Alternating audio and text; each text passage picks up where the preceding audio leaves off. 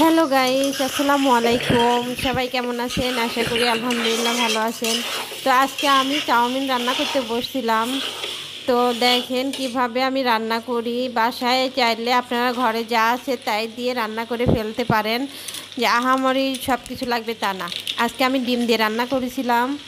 আর এই তো দেখতে পাচ্ছেন, ফার্স্টে আমি সব কিছু রেডি করে এই তো এখানে আমি টেস্টি সল্ট দিয়ে দিতেছি। তো আমি ঘরে থাকা 4টা ডিম দিয়ে আজকে চাউমিনটা রান্না করব।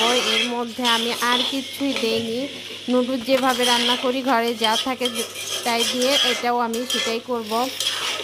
তো এভাবে আপনারা বাসায় চাইলে রান্না করতে পারেন এই এই রেসিপিটা ফলো করে।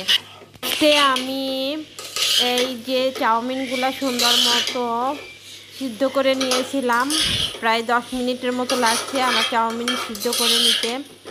তারপর আমি পেঁয়াজ আর কাঁচামরিচ একটু বাদামি কালার করে ভেজে নিয়েছি। তারপরে আমি এর মধ্যে 4টা ডিম ফেটে দিলাম। তারপর লবণ, হালকা একটু হলুদ দিয়ে দিয়েছি। আর এই তো তারপরে আমি চাউমিনটা দিয়ে দিলাম।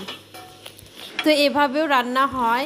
তো দেখতেই পাচ্ছেন কত সুন্দর কালার হয়েছে, খেতেও অনেক ইয়াম্মি লাগবে। তো আমার বাচ্চারা অনেক খুশি। এভাবে আমি বাসায় যা ছিল তাই দিয়ে রান্না করে দিয়েছি, ওরা এখন সস দিয়ে এগুলো খাবে।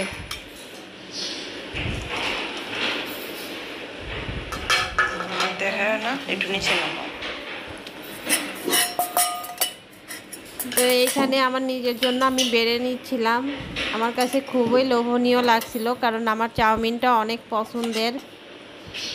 আমি চাউমিন খেতে অনেক ভালোবাসি। বাইরে কোথাও গেলে আমি চাউমিনটাই বেশি খেয়ে থাকি। তো এখানে আমি ফাস্ট ফুডের মতোই অনেকটা লাগছে, যেহেতু আমি সব কিছু দিয়ে দিয়েছিলাম। আর এখানে ওরা সস নিয়েছিল, চিলি সসটা অনেক মজা লাগে আমার কাছে। আপনাদের কাছে কেমন লাগে অবশ্যই কমেন্ট করে জানাবেন। তো এইভাবে বাসায় যা আছে সাধারণত তাই দিয়ে আপনারা চাউমিন রেসিপি করে নিতে পারেন বাসায় বিকেলের নাস্তার জন্য কিংবা সকালের নাস্তার জন্য। এখন একটু টেস্ট করে দেখব কেমন স্বাদ হয়েছে।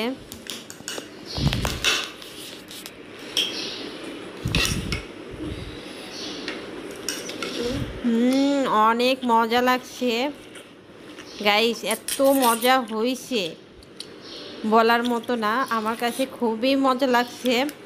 আমার বাচ্চারাও অনেক খুশি, কারণ ওদের কাছেও এটা অনেক মজা লাগছে।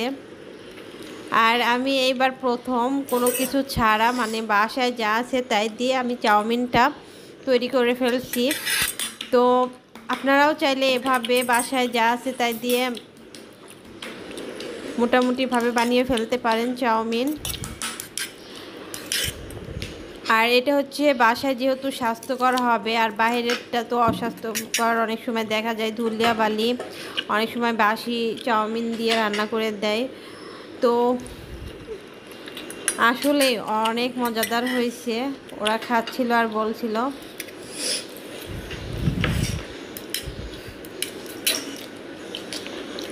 এখনকার বাচ্চারা এটা ছাড়া চলেই না, তাদের এটাই লাগবে।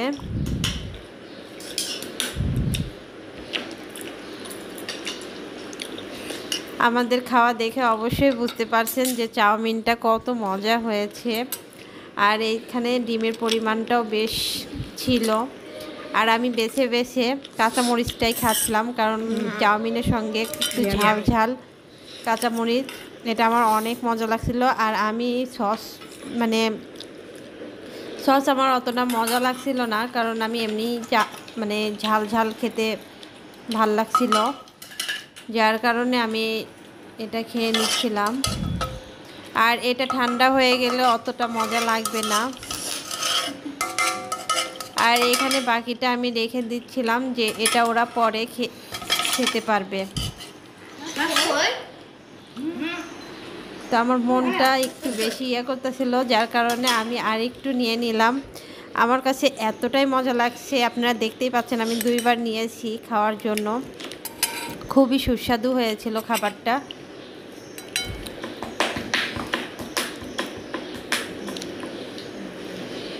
অসাধারণ একটি খাবার।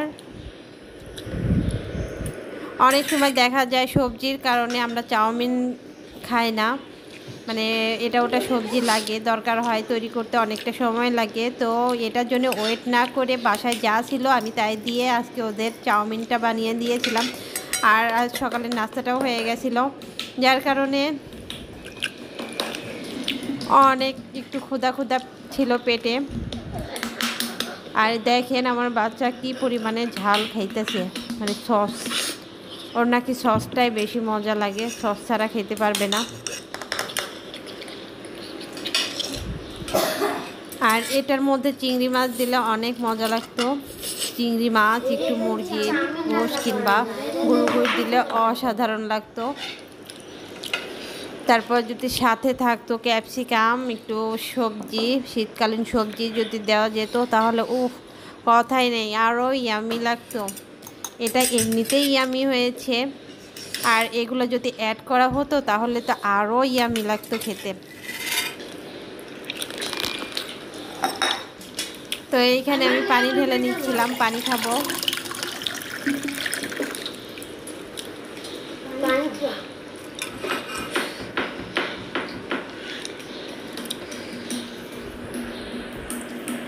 কি পরিমাণে যে সুস্বাদুটা হয়েছে চিন্তার বাহিরে। তো আপনারা কিভাবে রান্না করে থাকেন অবশ্যই আমার চ্যানেলে একটু কমেন্ট করে জানিয়ে যাবেন। আর আমার রান্নাটা যদি ভালো লাগে অবশ্যই আমার চ্যানেলের পাশে থাকবেন, সাবস্ক্রাইব করবেন, আর লাইক কমেন্ট শেয়ার অবশ্যই করবেন। আশা করি আমার এই রেসিপিটা আপনাদের কাছে ভালো লেগেছে।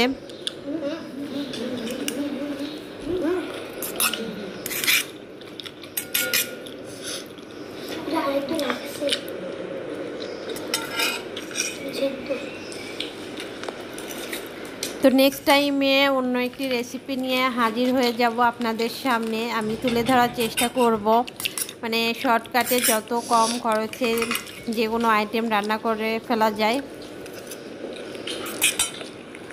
আর সুস্বাদু হয় অনেকটা।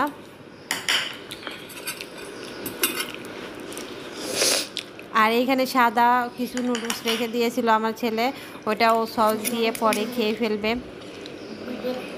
আর ওখানে ঝাল কিংবা টেস্টি সল্ট কোনো কিছুই দেওয়া হয়েছিল না, এমনি রেখে দিয়েছিল, ওইটা আমি একটু দেখিয়ে দিলাম।